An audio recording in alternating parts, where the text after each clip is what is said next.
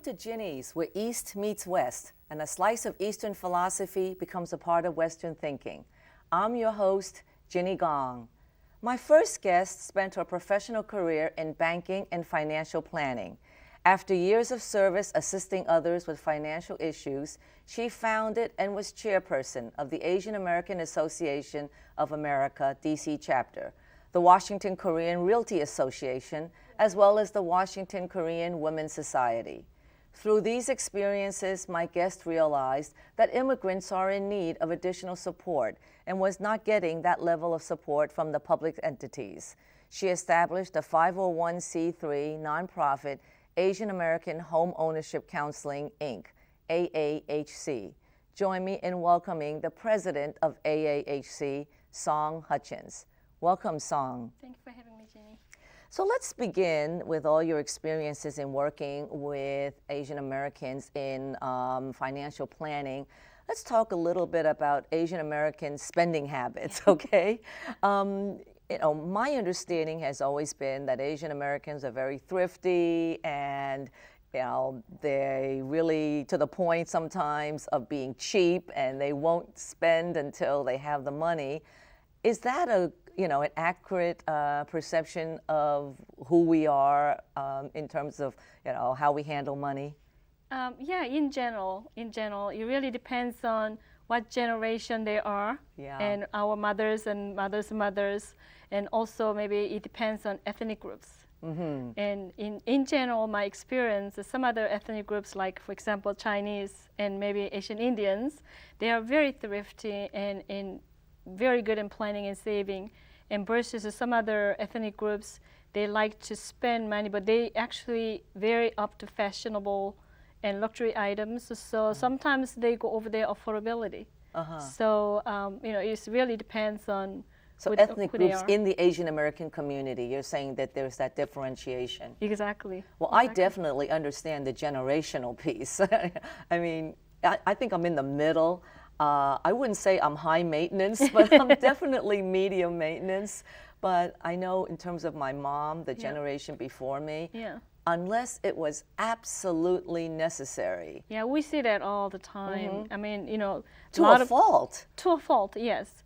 I mean, they are just saving for their children in their younger generations. But there's some other ethnic groups, really, they're overspending and compared to their earnings.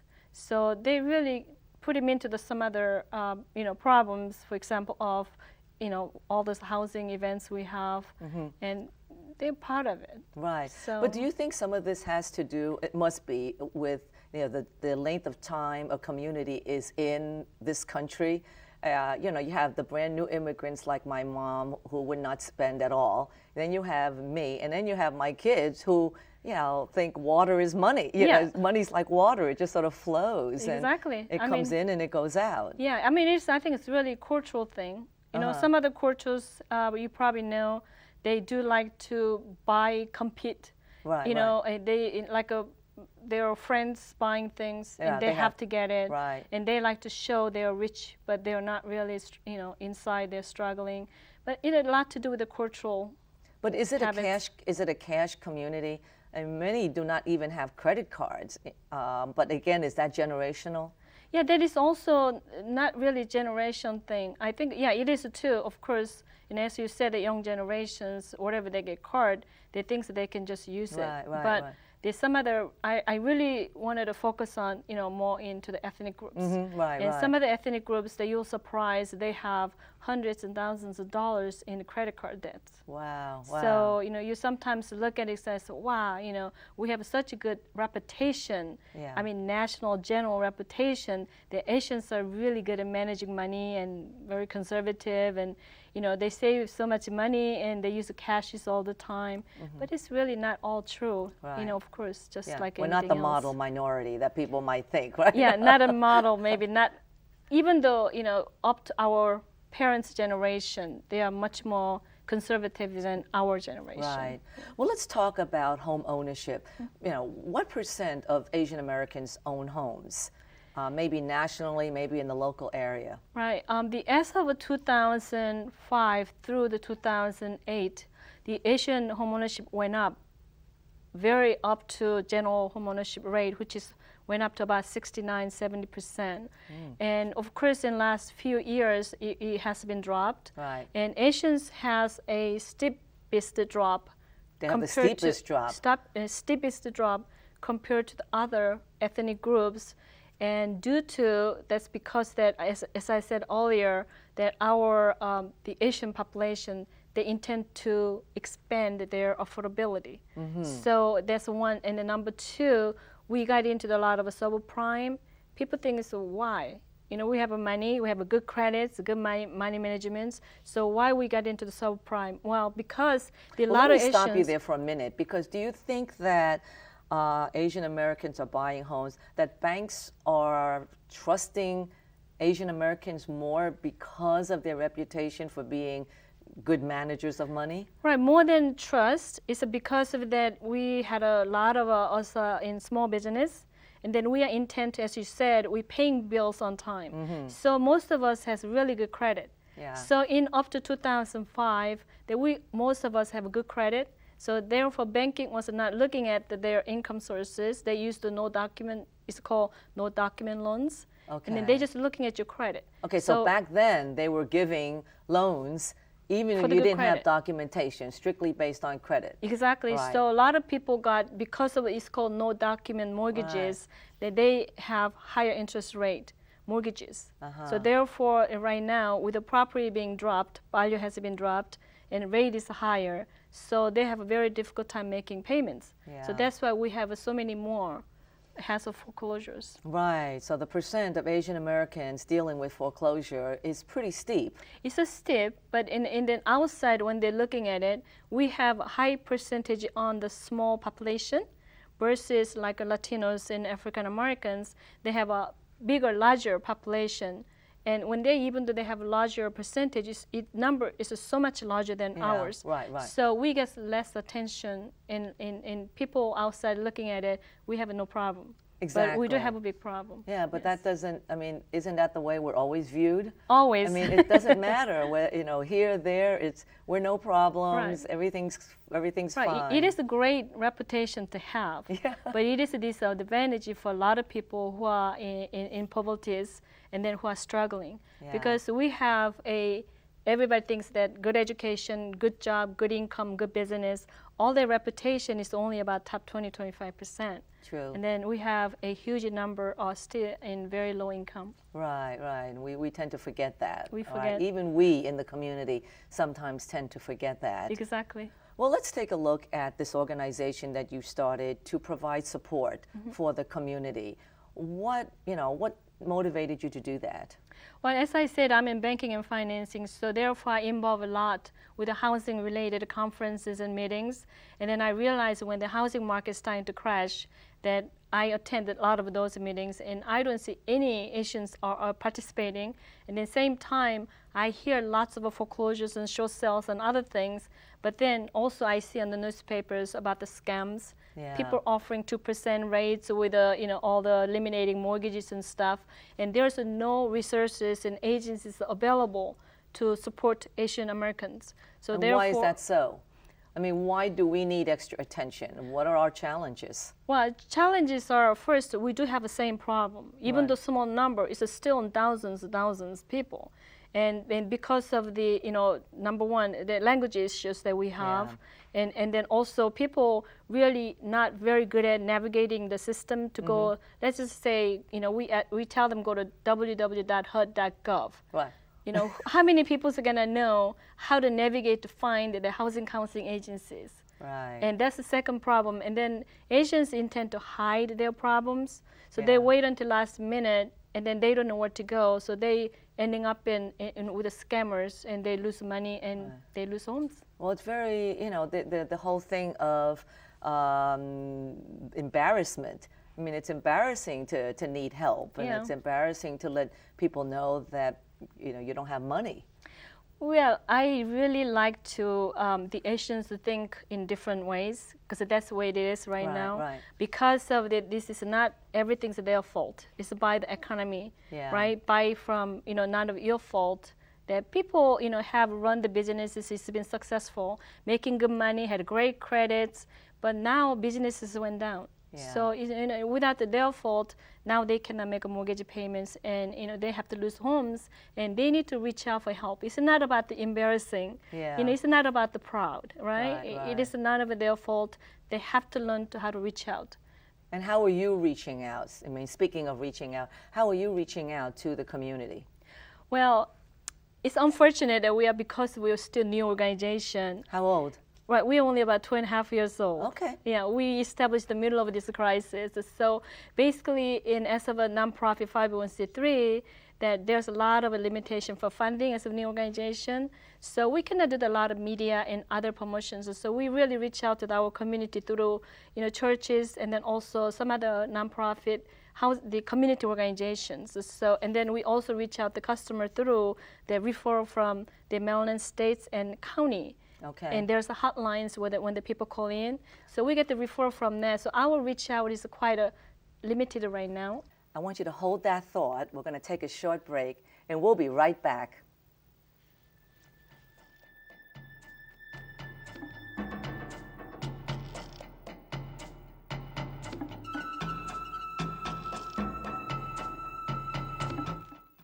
Every book is an adventure waiting to come to life.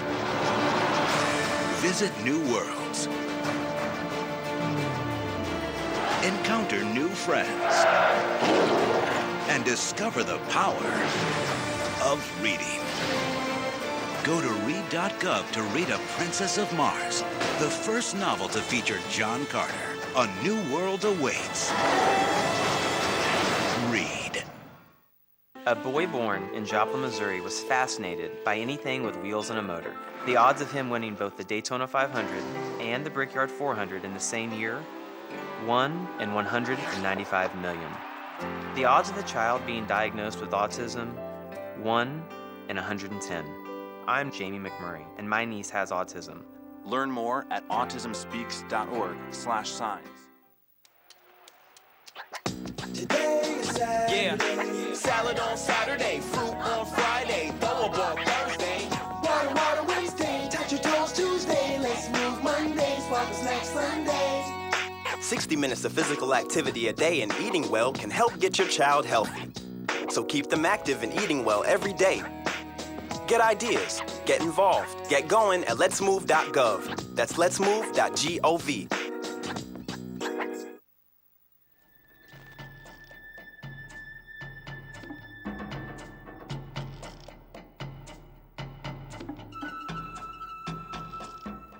Welcome back to Ginny's, where East meets West.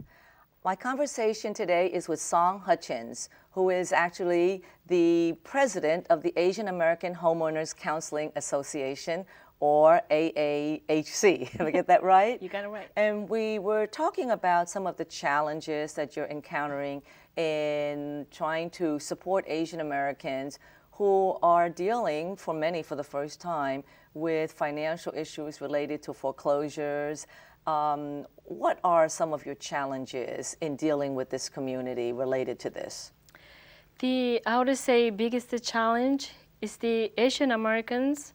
They hide their situation, as I mentioned briefly earlier. Right. So even they go through these challenges, they cannot make mortgage payments, but they really try to make their mortgage payments by borrowing money, using the credit cards, borrowing money from overseas and friends, and they make a mortgage payments until last minute or they cannot afford anymore. Right. So in that moment, really, there's not many options are left, Yeah. and therefore, because of their hiding and not share their information or not seek out for help, and they sometimes losing out that opportunity to save their homes and their situations. Right, so by then it's too late, right? oftentimes it's very too late or very difficult to fix it. So how does one change that culture? I mean, how do you change how people think? And the funny thing about it is in some other clients that we have, they have a success, right? We gave them loan modifications, we saved them their homes, and in like some of the other ethnic groups, if they had that situation, they tell all their friends, so they can also get help. Right. But Asians, they really close, their success, so therefore they don't share. Right. And for us to reaching out for other people, it's very difficult to reach out through our customers who are successful. And I bet even if they were on the brink of foreclosure and you reached out to them, they probably never admit that. Exactly. Right? For example, the other day we were in one of the Catholic church, and we were talking about, we brought the Attorney General from Maryland States. You know, we brought this high position person to talk about the national settlement program that we have. Nobody showed up. I mean, we told them we have this workshop and we'll be there in other room with the Attorney General. Right. And there's a lot of money to give to you. Oh my goodness. And actually we had 3 people who are non-related that showed up, and they said, well, we have quite a few friends over there having trouble, and they said they will not come because they're embarrassed. So they came to kind of learn and deliver the news to them. Right. And that's how bad it is that the Asian Americans just hide away. So then, you know, you're doing this, I know a lot of it out of the goodness of your heart, but you know, you've got a staff of about 5 people. Where does the funding come from to support these people who don't want to be supported? Right. I mean, we are very fortunate enough we got adopted by Maryland States, and then also Montgomery County is giving us the support. And it is not big enough, as I said, it's not big enough for us to really reach out for our communities to support, but it is, you know, helping in us going. And then we also have a couple other organizations, you know, nonprofits, foundations are giving us the funding.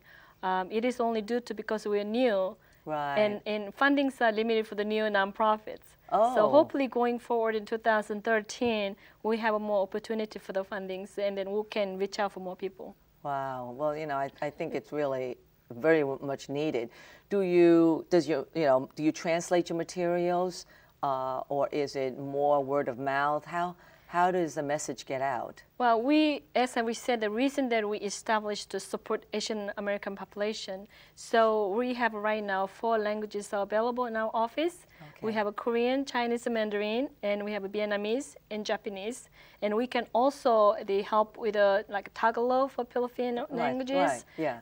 If it's needed and needed basis. Right. So we really try to add more Asian languages to help, because it's very important to have a bilingual, culturally the experienced counselors are counseling the people, because it's very difficult to translate, you know, some of the problems they have, because not everybody is familiar with those kind of housing mortgage related languages. Yeah. So, you know, just translating is not the same. So now, I know this happens in the Korean community. Very often the loans don't just come from a bank. Yeah. Right? I mean, some people will purchase homes borrowing money from other entities. Exactly. Like what? Well, oftentimes the money coming from the pots of investments, and I mean, somehow, I mean, I have never been experienced myself, but I know from hearing and seeing, and there's lots of pots of money coming from overseas. So, you know, we have a lot of cash buyers in here, even in here in DC area. So if there's cash buyers, why are there foreclosures? They're paying cash. Well, there's a lot of cash buyers, but then same time there's, you know, hardworking the people, or also immigrants, and then also a lot of the young people that who's been living and growing up in here. Okay. So right now, you know, as I mentioned earlier, we have a steepest of the homeownership drops because of the foreclosure. It is all made up from investors and then cash coming from overseas. There's cash buyers. So in DC area especially, the homeownership rate really hasn't been dropped. It is about the same or a little bit of an increase because of those cash buyers from overseas. And so one never knows what the interest rate is that they're paying for these people, right? Yeah, because it's a great investment right now, because the people coming with the cash and purchase their properties are such low right now. Right. It is a great investment time for them. So. Well, you told me something about scams, that there's quite a bit of scamming out there. Give me some examples of what is happening to, you know, Asian Americans that want to own a home, because that's the American dream. I know. It's the dream for any American, and I think more so for Asian Americans. Exactly, I know. So that's why we got into the scams. But right now, the biggest scam is really foreclosure prevention, loan modifications. So there's a lot of people really who used to working in real estate areas. They're offering, they can do the loan modifications or help with the short sales and things like that. And then they charge a large sum, it's starting from minimum like $1,500, go all the way up to $10,000. And they charge them upfront fee, saying they were going to help them with the loan modifications and other things. And eventually, there's only very small percentage of people are successful, but a lot of people just losing money and they don't have any help. So, people, because as I said, they wait and wait and wait until last minute, and they just grab anything they can grab to save their home. So they go to these scammers and pay money, and they still not be able to save homes. Wow, this reminds me, and I know this doesn't really deal with home ownership in particular, but this reminds me of someone who's an immigrant, and somebody comes and says, we will help you get your citizenship papers and be able to stay in this country, and they blindly believe it, and they'll pay any amount of money because that's an American dream. Exactly. To be able to stay in this country. Yep. American dream to be able to buy a home and live in that home. Yeah. And I don't know if this is your experience, but another part of the Asian American thinking is you buy a home and you live in it until it's totally paid off. And when I tell people that that is not the American mentality, that one buys a home, I'm in now my seventh home. It never dawns on me that I would be paying the whole thing off. So is that a difference in thinking? Yeah, actually, that is a general thinking. But in the between 2005, 6, of the housing boom times, that everybody thought they can just invest on the properties. So because of the property value went up so fast, people took out equity and purchased another property without the documents. Remember, they're just getting high interest rate, subprime loans. Then they just keep taking out equity by another property, taking out equity by another property. So they buy so many properties, which they know they cannot afford it. And they're just depending on the rental fees, or they think that they're going to turn around and sell it and profit it. So we did a lot of those things within Asian populations. Right, but you were talking about documentation. I mean, that is something we just don't always have. Exactly. And even when we have it, we don't ever want to really share it. Do you find that to be the case? Yeah, that's one of the cases, but then, mostly because of the population of Asians are in small business, and we do not have sufficient income to show on the tax returns because of a lot of them are cash business. Right, cash business, you could just make up how much you really... Right, you can buy and selling it, and you just don't have to report it. So therefore, because of then, even though then they pay their bills on time, have great credits. So banks were willing to give them larger loans without having the proof of the incomes, and just charging them extra interest rate, and they gave them the loans. Boy, it sounds like a very frustrating business to be in, that you're dealing with people very upset, really at the brink of despair. How do you... Actually, it's really satisfactory, the area to be working on, because you're helping people with education, and then also when they get into the trouble, you don't want to be able to give them advice and guide them through this difficult time. So you've seen some of the success stories? Oh, definitely. We have so many good stories to share. I mean, very heartbreaking stories.